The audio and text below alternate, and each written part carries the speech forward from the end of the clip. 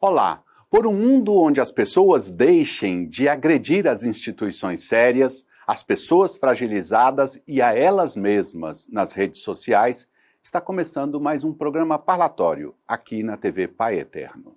Este tempo de pandemia tem colocado os nervos à flor da pele de muita gente. É claro que muitas pessoas se desequilibram mais diante das restrições necessárias que essa tragédia mundial nos trouxe. Tudo isso, no entanto, não justifica o aprofundamento de uma comunicação que já era muito comum antes da pandemia. A comunicação do ódio e das ameaças, a comunicação alienada de quem se comporta como se nada de grave estivesse acontecendo. É preciso pensar em uma comunicação relevante, pertinente, considerável e respeitosa nesse tempo de pandemia. Convidamos dois comunicadores sérios e engajados para conversarmos sobre a comunicação relevante nos dias de hoje. Primeiro, vamos conversar com o padre Tiago Cíbula da Silva, da Diocese de Santo Amaro, no interior de São Paulo, e assessor de comunicação da Conferência Nacional dos Bispos do Brasil. E na segunda parte do programa, vamos conversar com a jornalista Manuela Castro, que tem um currículo respeitável e atua hoje como assessora de comunicação e de imprensa da CNBB.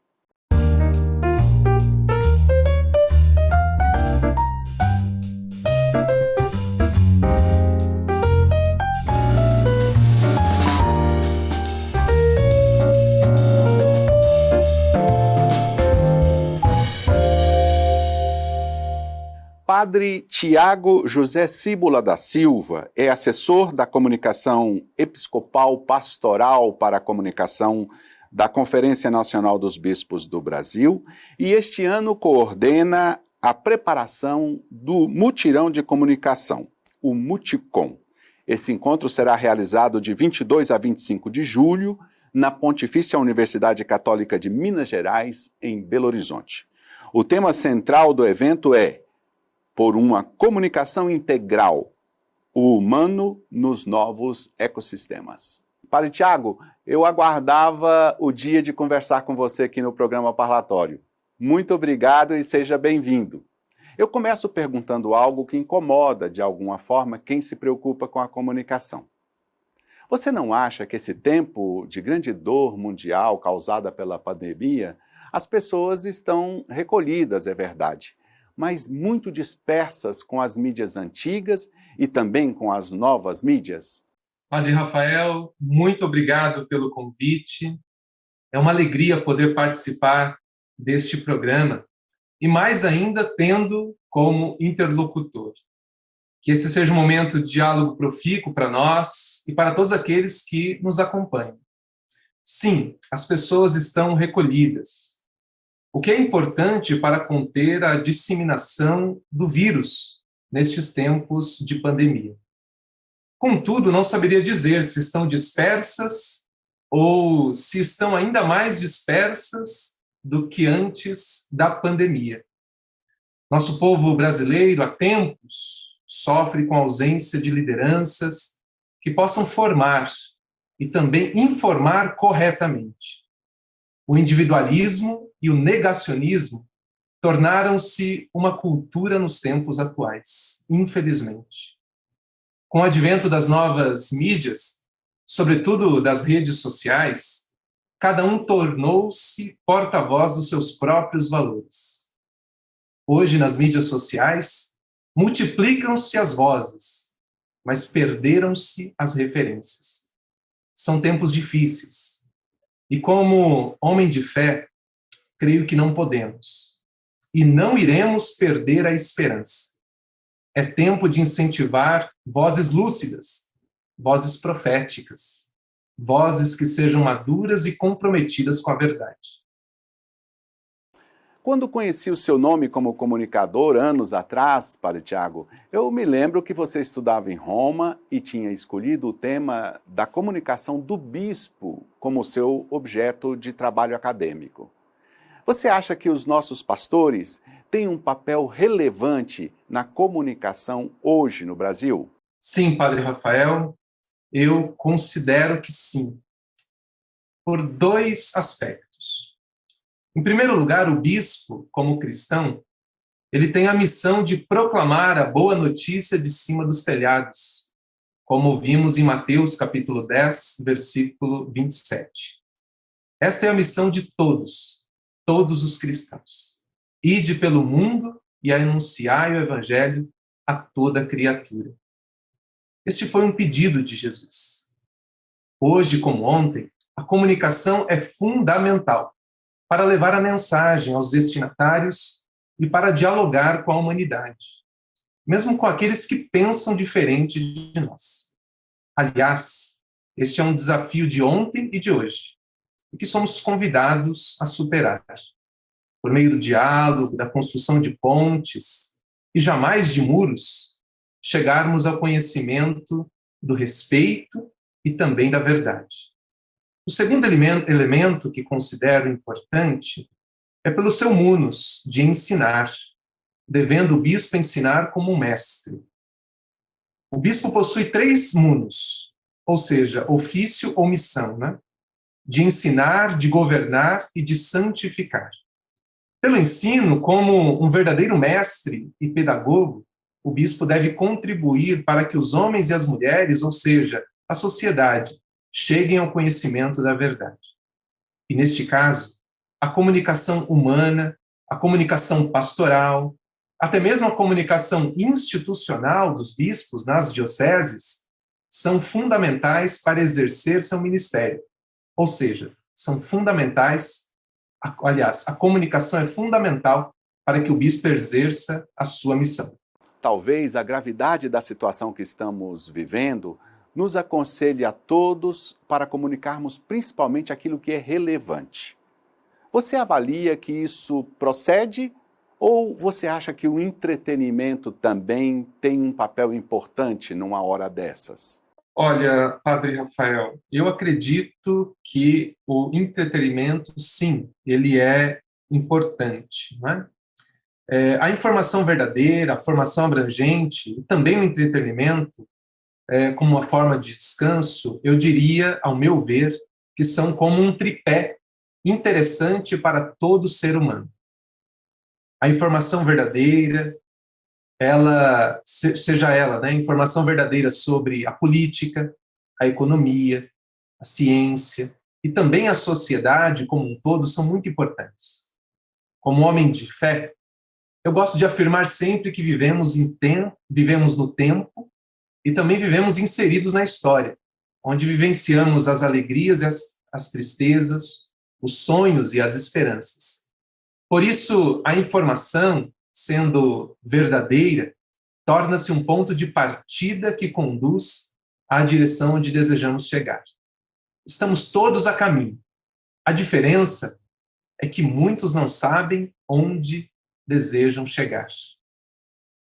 Agora, nós temos a formação abrangente, que é importante, pois a educação e a fé desencarnadas da realidade são frágeis. E segundo alguns estudiosos, até mesmo no campo teológico, uma fé infantil para aqueles que se distanciam da realidade.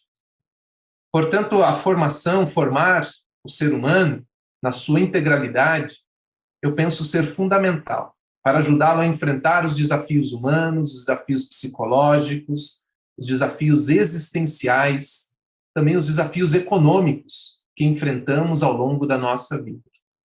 E por último, cheguei à sua pergunta, o entretenimento como uma forma de descanso, como uma pausa, para retomar a energia e continuar caminhando.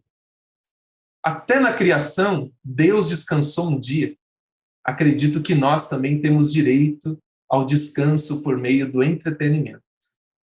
Quem não para descansar e retomar as energias, eu creio que não chega ao final do percurso. Padre Tiago, aqui sempre encerramos a nossa conversa trazendo uma citação para que seja comentada brevemente por nosso convidado. Para você, escolhemos uma palavra do Papa Emérito Bento XVI. Abre aspas. O silêncio é parte integrante da comunicação. E sem ele, não há palavras densas de conteúdo. No silêncio, escutamo-nos e conhecemo-nos melhor a nós mesmos. Nasce e aprofunda-se o pensamento. Compreendemos com maior clareza o que queremos dizer ou aquilo que ouvimos do outro. Discernimos como exprimir-nos. Fecha aspas. Posso dizer que o silêncio é um estado de espírito.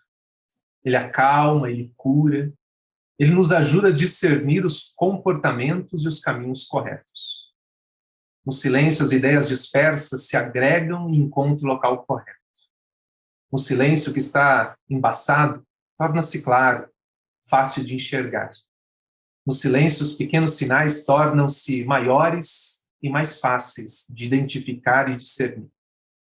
Enfim, neste ano dedicado a São José pelo Papa Francisco e por toda a Igreja, recordo-me que no turbilhão de sentimentos que afloraram no coração de José, homem justo, trabalhador, dedicado, quando soube que Maria ficara grávida, foi no silêncio.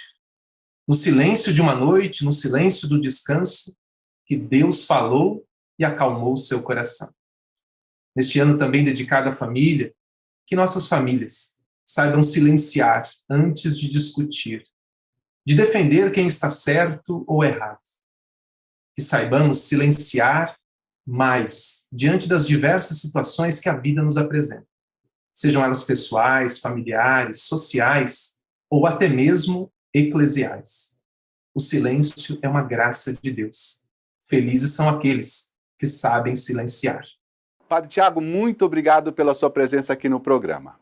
Eu que agradeço, Padre Rafael, foi uma oportunidade muito carinhosa e estou à disposição para contribuir e estaremos unidos na oração.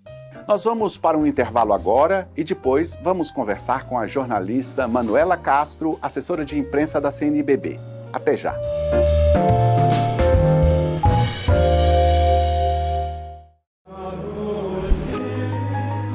E tudo que pedirem com fé na oração, vós o recebereis. Pai nosso que estais nos céus, santificado seja o vosso nome, venha a nós o vosso reino.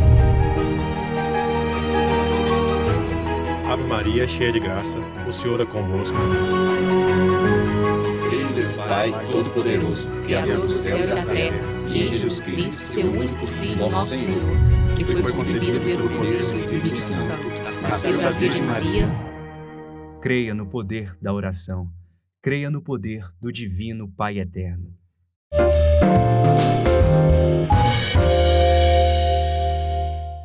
Voltamos com o programa Parlatório. Hoje estamos conversando sobre a comunicação de temas relevantes nesse tempo de pandemia e convidamos assessores da CNBB para nos ajudar a refletir. Conversamos com o padre Tiago Cíbula no primeiro bloco e agora recebemos a jornalista Manuela de Oliveira Castro, nossa cara Manu. Ela é assessora de comunicação e de imprensa da CNBB. Antes da CNBB, ela trabalhou no Departamento de Língua Portuguesa do Vatican News, no Vaticano. Depois ela foi correspondente internacional da TV Canção Nova. Ela também já foi consultora de comunicação da Organização Pan-Americana da Saúde para causas da hanseníase e também representante do Brasil em eventos internacionais na Organização Mundial da Saúde. Por 10 anos, Manuela trabalhou como repórter, apresentadora e editora da TV Brasil, da empresa Brasil de Comunicação.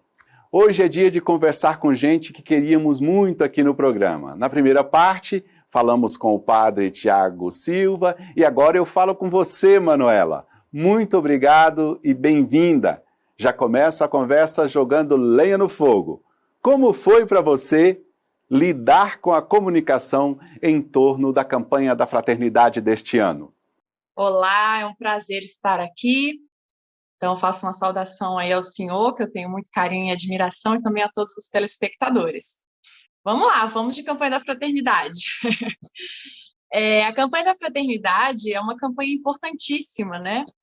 E que já existe há muitos anos, e ela sempre sofreu muitas críticas, né? Não é de hoje que existem várias críticas, vários questionamentos sobre a realização da campanha da fraternidade na época da Quaresma, principalmente nos anos em que ela é ecumênica, né, de 5 em 5 anos, sempre há muito questionamento sobre o ecumenismo, enfim, já estamos acostumados com essas críticas, vamos dizer assim. Então, na comunicação, a gente tem lidado assim, com muito planejamento, com muitas estratégias. É sempre uma questão complicada, porque hoje nós estamos na era do fla-flu eterno, né? Da direita contra a esquerda, a sociedade toda muito envolta por esses revanchismos e essa discussão sempre tem que ser de uma posição ou de outra, todos os dois lados muito arraigados, e isso, claro, se reflete na igreja também. E aí sempre tem aquelas pessoas que querem realmente bater, né? Às vezes nem tem argumentos muito fortes para isso, mas querem sim estar sempre nessa discussão. O que a gente tem feito bastante na comunicação é esclarecer, né? O que realmente a gente está, por exemplo, a gente está fazendo agora uma série diariamente com matérias das instituições que recebem o dinheiro da campanha da fraternidade, que é o Fundo Nacional de Solidariedade. Então, a gente está fazendo assim, mostrando um monte de trabalho legal que acontece com esse Fundo Nacional de Solidariedade. E tentando explicar também que o ódio, essa raiva, esse espírito arraigado assim, de querer combater, isso não leva a nada, porque você pode até discordar de uma coisa ou de outra que está escrita ali no texto base, mas você não pode querer destruir a ajuda ao próximo, né? Se você é cristão, se você quer seguir realmente os passos de Jesus Cristo, não tem como desvincular a evangelização da solidariedade, né? Não tem como você só falar de Deus e não cuidar do seu irmão. Então, é uma das críticas que a gente recebe também, assim, mas a igreja só está preocupada com a natureza, de fazer socialismo, e não está preocupada em evangelizar, em cuidar das almas. A gente recebe muita crítica assim. Então, não existe não tem como desvincular as duas coisas, né? Não tem. Jesus Cristo ensinou exatamente o contrário. Então, a gente vai com calma e, neste ano especificamente, falando do ecumenismo. Então, a gente já trouxe vários produtos que nós produzimos lá na assessoria falando da importância do ecumenismo, que não é uma novidade, né? Nós temos uma encíclica do Papa João Paulo II sobre esse assunto e, desde então, todos os papas falam muito sobre o ecumenismo. Então, é uma realidade muito importante e que, infelizmente, muita gente não compreende. Acha que a gente tem que se fechar no nosso mundinho de católicos e não pode ter esse diálogo com as outras igrejas. Mas, enfim, em resumo, são esses pontos que a gente tem, entre aspas, atacado, né? A importância da solidariedade, a importância das instituições que recebem nossa ajuda, o ecumenismo, a importância e a solidez, a confiança que existe na campanha da fraternidade há tantos anos, e assim a gente vai lidando. Talvez alguém ainda não saiba, mas a Manuela escreveu um livro sobre uma questão muito dura, a realidade da hanseníase. Manu, como foi para você lidar com essa realidade e depois comunicar isso no seu livro? Olha, a hanseníase foi um tema que me escolheu, na verdade, não fui eu que escolhi esse tema. Eu, como repórter, jornalista, fiz uma matéria a esse respeito e esse assunto me chamou muita atenção, porque eu vi muitas informações que eu não costumo ver na mídia, que eu não tinha lido em nenhum livro, que eu não tinha nunca tido acesso. E uma história fortíssima, que até hoje é muito escondida e muito velada. Só para dar uma informação, assim, uma das informações que me chocou logo de cara, é de que nós tivemos leprosários no Brasil, ou seja, aqueles lugares onde as pessoas eram obrigadas a ficarem totalmente isoladas, separadas dos seus familiares, né? A mãe era afastada do filho, a esposa era afastada do esposo, e ficavam para lá eternamente enclausuradas. Isso existiu no Brasil até 1986. E eu fiquei muito assustada com essa informação. Falei, gente, muito recente. As pessoas ainda... Só que isso acontecia no interiorzão, lá onde a informação não chega, os jornalistas não chegam, né? Ainda mais naquela época. Então, eu fui vendo que essas pessoas estavam vivas ainda, que tinham muitas histórias para contar, de gente procurando filho até hoje, que se separou lá nos anos 80, e até hoje não tem notícia de um filho, de um parente, naquela época que não tinha internet, que era difícil você rastrear alguém. E até hoje essas pessoas ainda vivem e sofrem os dramas de ter vivido essa política equivocada de leprosários. Porque no meu livro eu mostro que já existia a cura da doença desde os anos 40, mas o governo persistiu, vários governos persistiram em manter os leprosários, porque o medicamento era muito caro, porque existia um preconceito contra essas pessoas, medo da ciência não ter achado realmente a cura, enfim, vários fatores levaram a que essas pessoas fossem marginalizadas da sociedade e até hoje sofrem, até hoje não têm condições de trabalhar, até hoje têm dificuldade de tratamento, são pessoas muito pobres. E também mostrei um pouco da realidade de hoje, além dessa história triste, mostrar que a hanseníase ainda existe no Brasil, ainda deixa muita gente com deformações físicas, e a gente, aqui nas cidades grandes, pelo menos, a gente tem pouco contato com essa doença, né? É uma doença mesmo que afeta lugares menores e também lugares mais pobres. E a gente nem tem conhecimento. É assustador saber que ainda tem 20 mil pessoas infectadas pela hanseníase por ano no Brasil.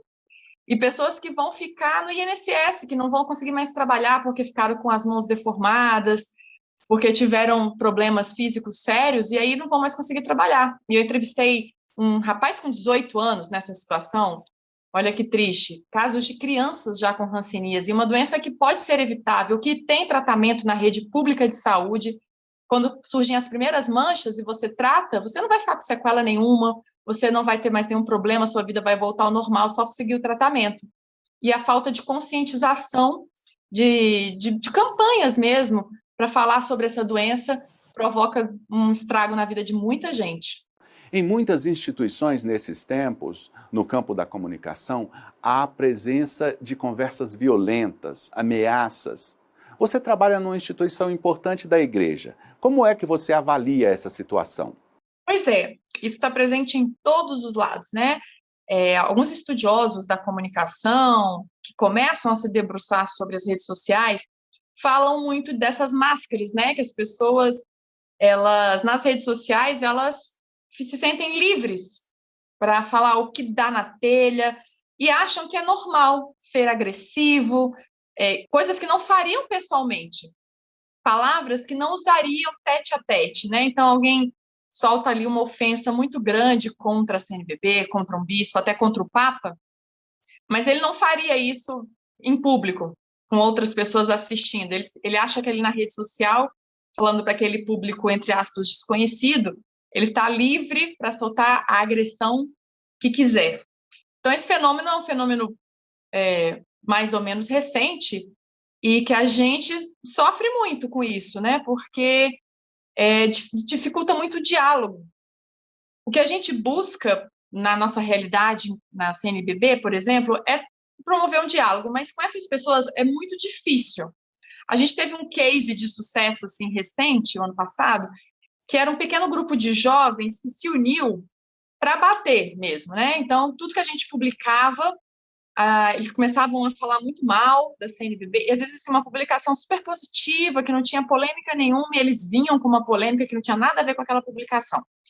E aí a gente conseguiu verificar que era um grupo pequeno, eram muito jovens, né? A gente foi ver esses perfis dessas pessoas, e aí conseguimos abrir o diálogo com eles. E aí chamamos para conversar. O que está acontecendo? Vocês querem fazer uma reivindicação? O que vocês precisam, né? Porque muitas vezes essas pessoas querem ser ouvidas, simplesmente. E aí, com esse pequeno grupo, a gente conseguiu estabelecer o diálogo e conseguiu reverter a situação. Hoje, eles são nossos apoiadores. Mas, claro que isso é um pequeno exemplo dentro de um universo de haters que muitas vezes não tem diálogo mesmo, né? A maioria você não consegue estabelecer o diálogo. Para encerrarmos as nossas conversas aqui, Manuela, a gente sempre traz uma citação e pede um comentário do nosso convidado. Para você, nós escolhemos uma palavra do Papa Francisco. Abre aspas.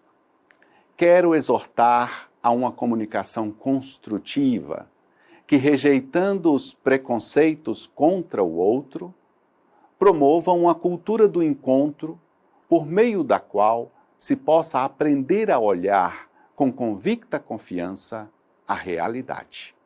Fecha aspas. Eu acho que essa fala do Papa, ela é muito, muito propícia para o que nós estamos vivendo e para o que nós acabamos de conversar, né? Sobre a comunicação construtiva. A gente tem que imaginar que a comunicação ela tem que servir a alguma coisa. Ela tem que alcançar um objetivo. Comunicação é serviço, né? É um dos pilares da comunicação. Discurso de ódio, ele não tem objetivo. Ele só quer afetar, ele só quer atingir uma pessoa e deixá-la mal diante dos outros. Mas qual o seu objetivo? É a comunicação construtiva, a comunicação que vai trazer uma transformação social, uma transformação de uma comunidade, uma mudança de comportamento, né? Ou reafirmar valores. Eu acho que é muito nesse sentido que o Papa nos fala, e trazendo para a nossa realidade é o que a gente está precisando agora. Uma comunicação realmente construtiva que rejeite preconceitos. Então, muitas vezes essa linguagem de ódio hoje, ela é formada por preconceito. Você tem ali um preconceito de uma instituição, de uma pessoa, de uma figura pública, e aí você quer batalhar, é um efeito manada. Alguém vai falar mal, você vai receber aquela informação sem nenhum senso crítico e vai estabelecer aquele preconceito que você formou e bater naquela pessoa, naquela instituição. É muito o que a gente conversou até agora, né, nesse nosso bate-papo. Então, a gente tem que promover a cultura do encontro mesmo. A fala do Papa é maravilhosa. Vamos pegá-la e vamos usá-la no nosso dia a dia. Manuela, muito obrigado pela sua presença aqui no programa. Eu que agradeço, estou sempre à disposição. Agradeço muito também a você que acompanhou o programa de hoje. Muito obrigado e até a próxima.